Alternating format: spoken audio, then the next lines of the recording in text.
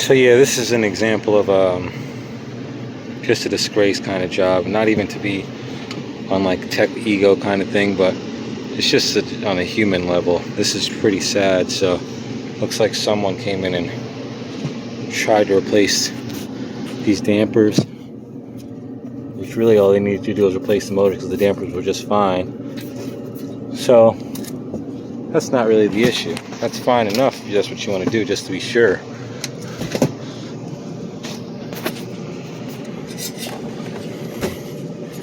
But look at here.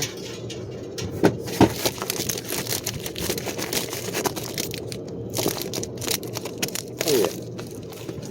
They taped and zip tied the damper to the collar. Taped and zip tied.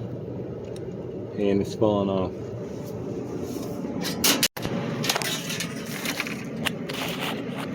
So yeah, this we had a no cooling call. It was just low on refrigerant, but I got it charged up and noticed I wasn't getting any airflow out of the upstairs registers, and this is what I came up here and found.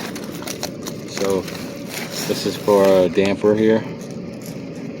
So yeah, these things need to be screwed in. You can't just use tape. Gotta be mechanically fastened.